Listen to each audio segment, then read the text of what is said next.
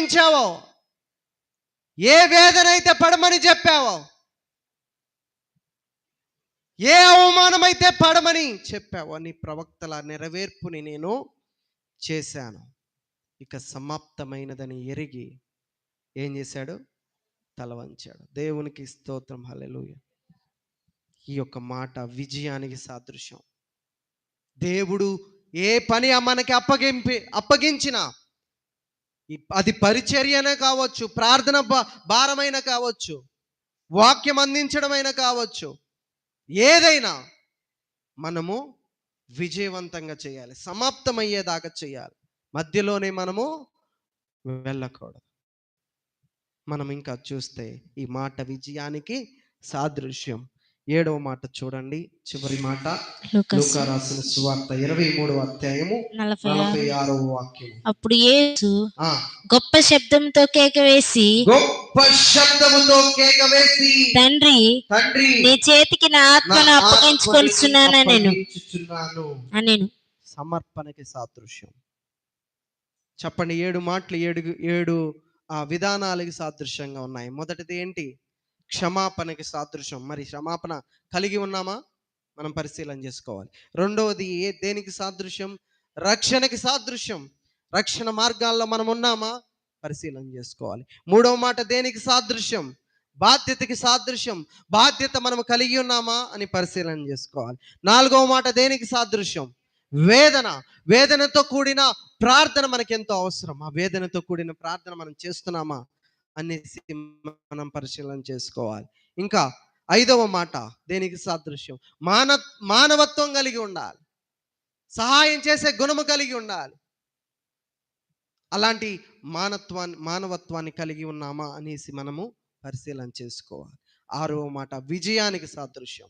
ఏ పనైనా కానీ విజయవంతంగా చేయాలి. మనం మధ్యలో వదిలిపెట్టి వెళ్ళకూడదు. ఈ రోజుల్లో మాటలు ఇస్తాం, దేవుని సన్నిధానములో నేను పరిచర్య చేస్తానండి, దేవుని సన్నిధానములో నేను చేదోడు వాదోడుగా ఉంటానండి, దేవుని సన్నిధానములో గొప్పగా నేను పరిచర్యలో ఉంటాను, దేవుని సన్నిధానములో నేను ఆ పని చేపిస్తాను, దేవుని సన్నిధానములో నేను ఇచ్చేవానిగానే ఉంటాను, దేవుని సన్నిధానములో అనేకమైన ఆత్మల్ని నడిపిస్తాను అనేసి ఉంటాం. కానీ మధ్యలోనే మాట తప్పేవారిగా మనం ఉంటాం.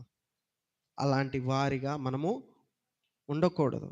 సమస్తము మనము ఆయన అప్పగించిన సమస్తము సమాప్తమయ్యే వరకు విజయముగా ఆ పనిని చేయాలి. 6వ మాట దేనికి సాదృశ్యం? ఓటమిక. గట్టిగా చెప్పండి, గట్టిగా. విజయానికి సాదృశ్యం. మీ జీవితము విజయవంతమవునుగాక. ఆమేన్. 7వ మాట సమర్పణ కలిగి ఉన్నామా అనేది మనల్ని మనము పరిశీలన చేసుకోవాలి. ఈ 6 మాటలు మనము పాటించం, డైరెక్ట్గా 7వ మాటకు వచ్చి ప్రభువా నేను సమర్పించుకుంటున్నా అంటాం. అవునా? దేవుడు అంగీకరిస్తాడని సమర్పణ అంగీకరించడు. ఎప్పుడైతే లైన్గా నువ్వు ఈ మాటలన్నీ నీ జీవితంలో పాటిస్తే సమర్పణ గొప్పగా తీసుకుంటాడు. దేవుడు గొప్పగా అంగీకరిస్తాడు. ఇదిగో నా బిడ్డ క్షమాగుణం కలిగి ఉంది, రక్షణ కలిగి ఉంది, బాధ్యతని నెరవేరుస్తుంది, వేదనతో కూడిన ప్రార్థన ఉంది, అదేవిధంగా మానవత్వం ఉంది, ఏదైనా పని ఇస్తే విజయవంతంగా చేసిద్ది. సమర్పణని నేను అంగీకరిస్తానని సమర్పణని ఆయన అంగీకరిస్తాడు. ఈ మాటలు మన జీవితంలో పాటిస్తే అందరూ వచ్చి మనకి సాష్టాంగ నమస్కారం చేస్తాడు.